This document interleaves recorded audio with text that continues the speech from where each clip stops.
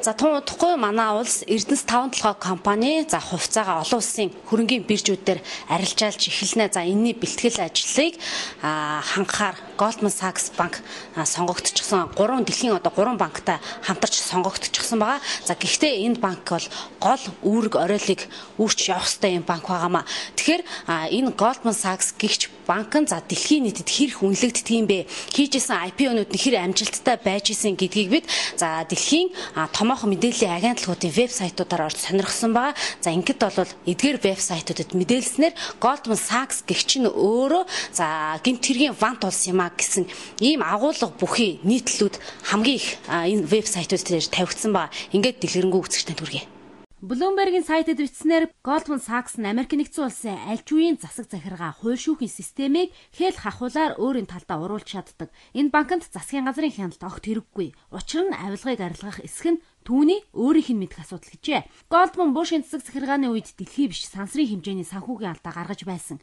Гэсэн ч түүнийг гайхалтайгаар дарагдуулж чадсан байдаг.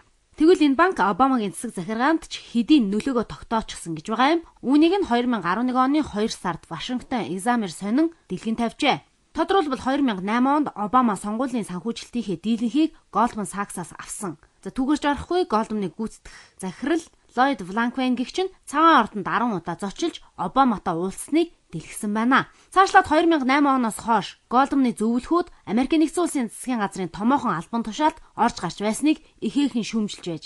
Жишээлбэл сангийн сайд байсан Paul Sun гэгч нь энэ албан тушаалд очихоос өмнө Goldman Sachs-ийн ерөнхий захирлаар ажиллаж байсан зэргийг Bloomberg сайт дэлгэжээ. Харин Wikipedia сайтад Goldman 100 гаруй санхүүгийн гэмт хэргийн шинжтэй хууль бус үйл ажиллагаанд нэр холбогдоод байгааг дэлгэсэн байна. Мөн тэднийг Америк нэгдсэн улсын засгийн газрын олон албан тушаалтныг хахуулцсныг ч дурджээ. Даварсан банк ямар нэг байдлаар санхүүгийн хууль бус үйл ажиллагаа явуулчихад шүүмжлэл хүртэх үедээ бид засаг захиргаагаа хамгаалахын тулд ийм байдлаар ажиллах болно гэж мэдэгддэг байна.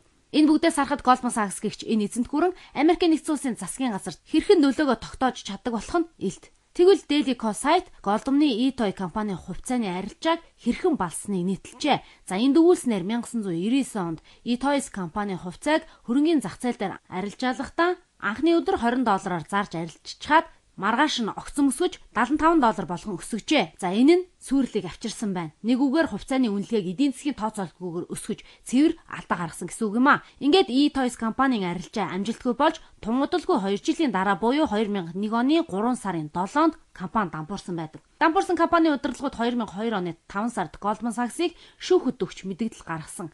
Харин Goldman мэдэгдлийнх нь хариуд буруутгасан шалтгаан чинь үндэслэлгүй байна гэжээ. Тэгвэл дараагийн сайт болох Rolling Stone дээр банкны удирдлагууд Америк нэгдсэн улсын шүүх конгрессийн өмнө хэрхэн худал хийлсэн баримтыг бүхэл бүтэн 8 хуудас материалаар дэлгэн тавьжээ.